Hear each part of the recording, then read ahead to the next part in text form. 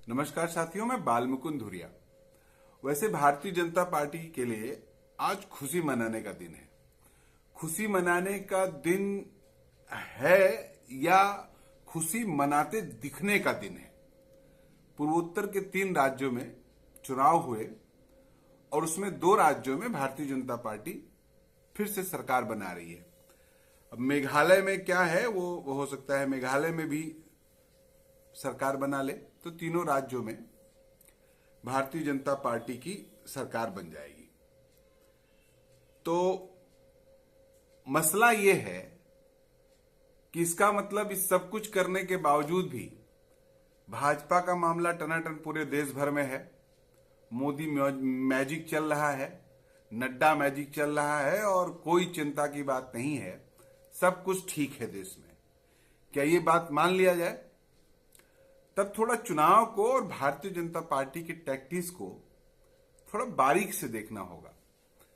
ये जो तीनों राज्य हैं, तीनों राज्यों में 60-60 सीटों की विधानसभा है।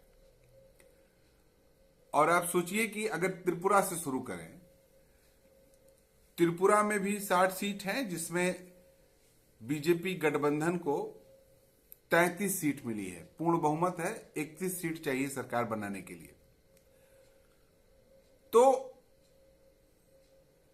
अगर सब कुछ ठीक ठाक है तो 11 सीटें भाजपा को पिछली बार से कम मिली हैं। भारतीय जनता पार्टी के गठबंधन को इस बार 11 सीट कम मिली है और इंडिविजुअल भारतीय जनता पार्टी को 4 सीटें कम मिली हैं। पिछली बार 2018 में 36 सीट भाजपा जीती थी, इस बार 32 सीट भारतीय जनता पार्टी जीती है। तो आप सोच सकते हैं कि पूरे गठबंधन को 11 सीटें इस बार कम मिली। तो लेकिन अब सरकार बना रही है तो बना रही है। एक पार्टी टिपरा मोथा पार्टी, जिसने ऐतिहासिक रूप से 13 सीटें जीती हैं 60 लोकसभा विधानसभा सीटों में, और जिसके कारण इस बार वामपंथी गठबंधन, वामपंथ और कांग्रेस का जो गठबंधन था वो सत्ता से दूर हो गया।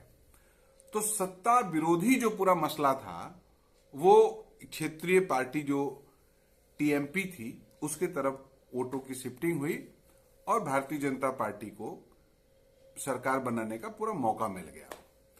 चलिए दूसरी तरफ आते हैं। मेघालय एक छोटा सा पहाड़ी स्टेट है, यहां भी वही 60 विधानसभा सीटें हैं, जिसपे लेकिन भारतीय जनता पार्टी को 2 सीटों पे जीत मिली है।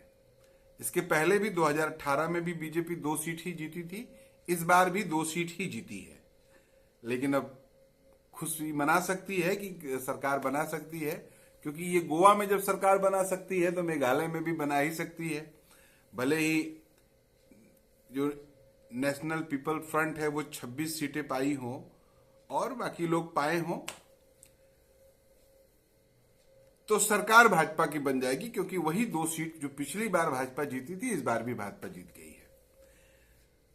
यहां कांग्रेस को भयंकर नुकसान हुआ है। 2018 में कांग्रेस 21 सीट जीती थी और इस बार कांग्रेस के पास केवल 5 सीटें रह गई हैं। तृणमूल कांग्रेस को इस बार यहां पर पहली बार चुनाव लड़ी है या पहली बार 5 सीटें तृणमूल जीती है। अब आते हैं नागालैंड के बारे में। नागालैंड में तो ऐतिहासिक हुआ है मामला। यहां बीजेपी 12 सीटों पे चुनाव जीती है। 20 सीटों पे बीजेपी और नेशनल डेमोक्रेटिक पीपल्स फ्रंट का पार्टी की एक गठबंधन था, तो जिसमें एनडीपीपी को मिला है 25 सीट। पिछली बार 2018 में उसके पास 18 सीटें थी, इस बार लेकिन उसकी सीटों में इजाफा हुआ है और उसको 25 सीटें मिली है। भारतीय जनता पार्टी इस बार 20 सीटों पे लड़ी थी, उसके 12 कैंडिडेट जीते हैं। माने 2018 में भी 12 थे, इस बार में भी 12 हैं। तो कुल मिला के बीजेपी का कोई ग्रोथ इस तरह से अगर आप देखिएगा तो जो गुजरात में दिखा वो इन तीनों राज्यों में कहीं पर नहीं दिखा।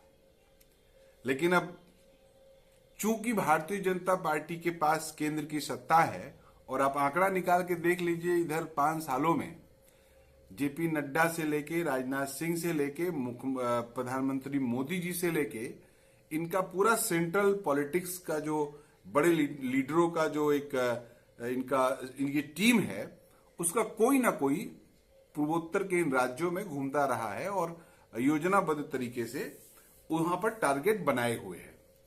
तो इस लिहाज से खुशी मना ले और भाजपा जीत गई है, वो अपना पीठ ठोक ले, लेकिन पूर्वोत्तर के राज्यों के ये परिणाम कतई ये बात साबित नहीं करते हैं कि केंद्र की भाजपा सरकार से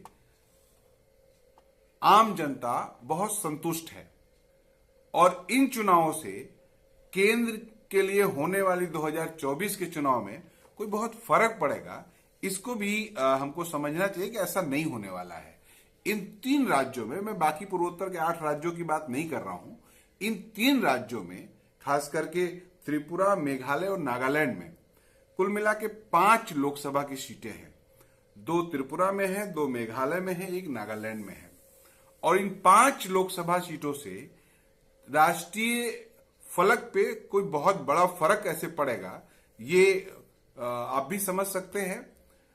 80 लोकसभा सीट उत्तर प्रदेश में है और उत्तर प्रदेश, मध्य प्रदेश, बिहार, ये जो हिंदी भाषी क्षेत्र है, वो लोकसभा के बहुतायत हिस्सों जो सीटों का हिस्सा है उसको वो कवर करते हैं। तो ऐसे में इन इलाकों में जनता बार बार इस बात का इंडिकेटर दे रही है कि इनकी नीतियों से, इनके कार्यों से आम जनता बहुत परेशान है।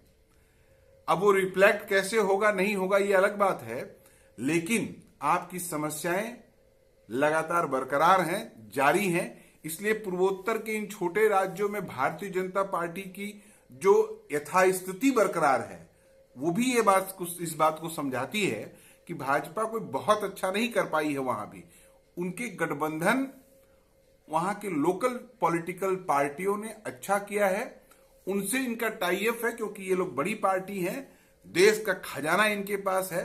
और आप जैसे देख लीजिए, उत्तर प्रदेश के विधानसभा चुनाव में जिस तरह से केंद्रित होकर रुपया खर्चा किया भारतीय जनता पार्टी ने, तो आप समझ सकते हैं कि क्षेत्रीय पार्टियों, पॉलिटिकल स्टेटों के ऊपर क्षेत्रीय पार्टियों के संरक्षण में जब भाजपा वहां चुनाव लड़ रही है और कम सीटें लड़नी है, 20 सीट, 12 सीट, 15 सीट, 25 सीट उसको लड़नी है एक स्टेट में, तो केंद्रीय नेतृत्व, केंद्रीय धन और केंद्रीय संसाधन का क्या उपयोग किया होगा भाजपा ने।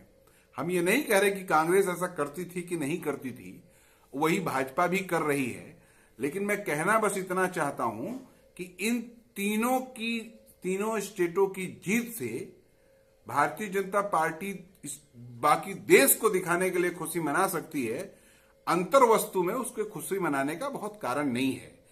ये खुशी बेगानी शादी में अब्दुल्ला दीवाने वाली खुशी हो जाएगी। इसलिए साथियों, जो वास्तविक हकीकत है कि अवाम परेशान है इस सरकार से, अवाम त्राही त्राही कर रही है इनकी नीतियों से। गैस सिलेंडर का दाम अभी भी 50 रुपया 2 दिन पहले बढ़ गया, अभी होली आई भी नहीं है, उसके आते आते आगवानी करने के लिए वृद्धि हो गई है। तो इसलिए इन राज्यों के चुनाव परिणाम से कोई भाजपाई खुश हो जाए, लेकिन बाकी हमें, आपको, या जो लोग भी राजनीति को समझते हैं, उनको ये नहीं समझना चाहिए कि मोदी मैजिक चल रहा है और भाजपा डंके की चोट पे सब जगह जीत रही है। ऐसा है नहीं। भारतीय जनता पार्टी यथास्थितिवाद में फंस गई है, यथास्थिति में फंस गई है, एक सीट भी नहीं बढ़ा पाई अपना। तो वहां का जो हालत है आप देख सकते हैं। बाकी पूरे देश में सीटें घटेंगी, आप बस तैयार रहिए। नमस्कार।